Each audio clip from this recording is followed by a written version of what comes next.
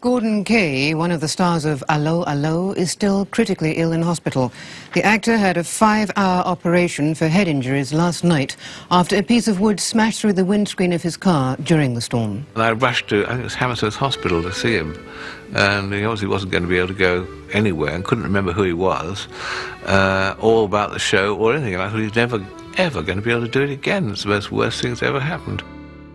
We thought he was a goner. But heavens, he was on his feet again and working again within 24 weeks, something like that. Extraordinary recovery. He is such a strong man to have pulled through. And at that time, he was a miracle. I mean, all the papers, it was like he was a miracle man. We thought it was over. And it would have been over because you couldn't replace him. And we wouldn't have replaced him. No. But he came back and did lots and lots more, He used to joke about it, say, well, I've got this big sort of dent in my head, but if they put 2 of sand and 1 of cement in, you could hardly see it. With a recovered Gordon at the helm, the adventures at Café René continued for another 3 series. But the show finally ended in 1992, with the Allies liberating the village of Nouvion. I'm empowered by His Majesty King George to award you the MBF Medal, or Magnificent Brother of France.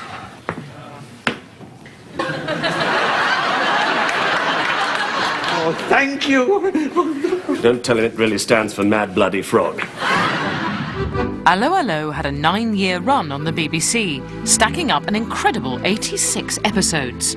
And with all the accompanying books, videos, annuals and board games, this wartime send-up became a national obsession.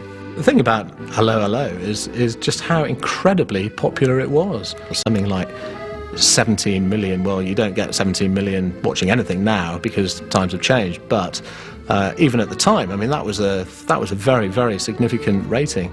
And rating success meant the show's fame continued to spread beyond the sitcom stage and screen.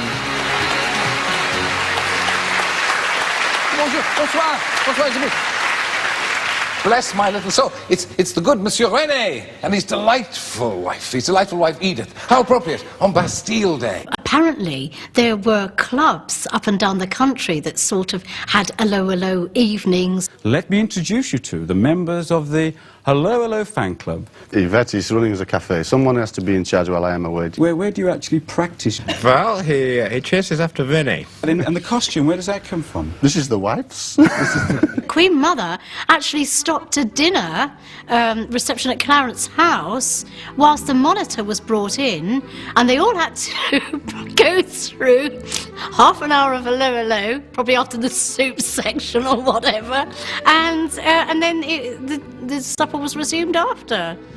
The Queen Mother, was a great fan of Allo Allo and invited me to lunch and asked me if I would do some of the policeman's dialogue, we sent the farters up to shoot down the bummers, and she was banging the table and saying, go for it.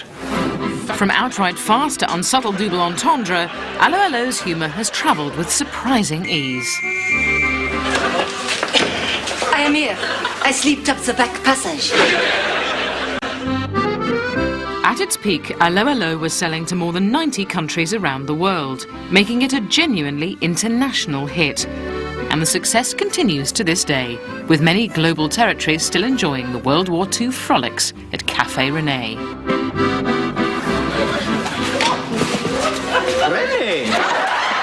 I've never known quite why Allo Allo is so internationally well accepted, except that everybody knows the English and sort of everybody knows the Germans. And the Germans made themselves better known in 1939, 40 and up to 45 and 6 by invading all the other countries and making themselves extremely well known. Much nearer to home, Allo Allo's European stereotypes even worked across the Channel in France, where it enjoyed cult status during the early 90s. Écoutez, c'est top secret, mais exceptionnellement, je vais vous le dire. I was thrilled that it was actually being shown in France. Well, I'm not sure the French have got the greater sense of humour. I'm not sure that the word humour is in the French dictionary. It may well be. But if they can laugh at it, well, that's jolly good. Dubbing René's lead role in French was the successful actor Pierre Tournard.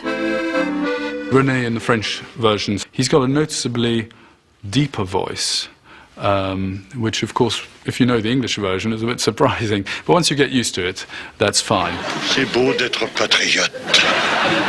He has a voice that fits his shape a bit better in French, and the voice becomes part of the whole personality as someone who's always trying to find an accommodation with everybody, and the voice fits that quite well in French. De la soie? Et voulez-vous que je trouve de la soie? Notre ami Crabtree a un plan qu'il voudrait vous exposer. Oh, c'est tout bête. Il faut mettre le pied dans le dessous des filles.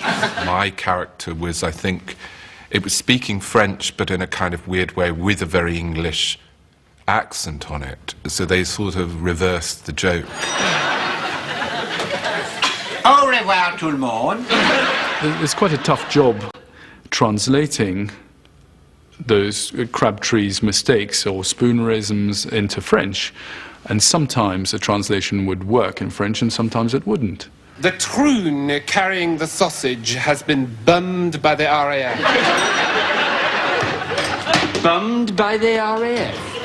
Bummed by the RAF! Le train qui transporte les saucissons a été bombardé par le sous-marin de la RAF. Bombardé par la RAF? C'est plutôt par les avions de la RAF. But the one corner of the world that Allo Allo hasn't been shown in yet is Germany. Nazi Germany isn't necessarily a topic in German comedy for the simple reason that the topic is regarded as too sensitive. After the war had ended, Germany drew up a criminal code which made the public showing of swastikas or giving a Nazi salute illegal. This law is still upheld today and is punishable with a prison sentence. There are certain taboo areas. So, for example, in Germany, you're better off not to make jokes about the Third Reich or the Final Solution. So, over here, you're better off not to make jokes about Princess Diana. German troops will be searching the area for us. Release us now, and we will show you mercy! But in 2007, 60 years after the war, we can exclusively reveal that for the very first time, a German cable channel has approached the BBC with an interest in Allo Allo. 20 years earlier, it was a different story. We had some German television people came over to look at it, with a view to possibly buying it. And they were put in a little booth, and it was run for them.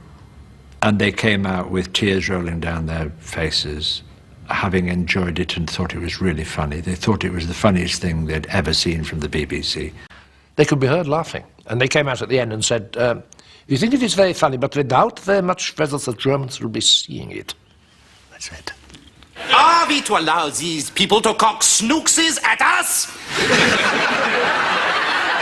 If the price of final victory is the life of a colonel and a couple of Gestapo officers, so be it!